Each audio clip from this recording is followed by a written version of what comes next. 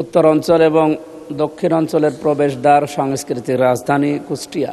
এখানে বটতল থেকে কুষ্টিয়া বিশ্ববিদ্যালয় পর্যন্ত এবং বটতল থেকে পাটিকাবাড়ির শেষ সীমানা পর্যন্ত প্রায় 20 কিলোমিটার, ওদিকে 22 কিলোমিটার এই রাস্তা অত্যন্ত জরাজীর্ণ অবস্থা। আমি মাননীয় মন্ত্রী সড়ক পরিবহন মন্ত্রীর নিকট আবেদন রাখছি আমাদের এই দুইটা রাস্তা, বিশেষ করে 42 kilometre Lily ultra soft serum gel, যা গভীর থেকে স্কিনে দেয় 3 গুণ সিরাম হাইড্রেশন। সিরাম জেল হাইড্রেশনে ব্রাইট থাকো সব সিজনে।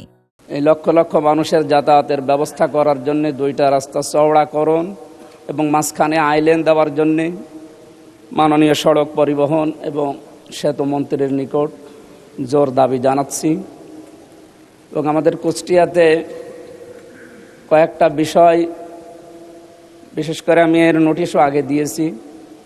মেডিকেল কলেজ হাসপাতাল, এটা 2011 সালের 9 অক্টোবর থেকে আরম্ভ হয়ে 2026 সাল পর্যন্ত এখনও কোনো অগ্রগতি নেই। পড়ে আছে প্রায় 100 কোটির উপরে সম্পদ, টাকার মেশিনপত্র পড়ে আছে।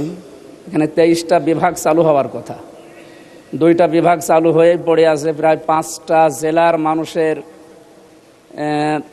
18 থেকে 20 লক্ষ মানুষের এখানে চিকিৎসার ব্যবস্থা করা সম্ভব যদি এটা অতি দ্রুত চালু করা হয়। মাননীয় স্বাস্থ্যমন্ত্রীর নিকট আমার আকুল আবেদন, যত দ্রুত সম্ভব মেডিকেল কলেজ হাসপাতাল চালু করার মাধ্যমে আমাদের এই 5-6টা জেলার মানুষের অন্তত চিকিৎসার সুব্যবস্থা করার জন্য আহ্বান জানাচ্ছি।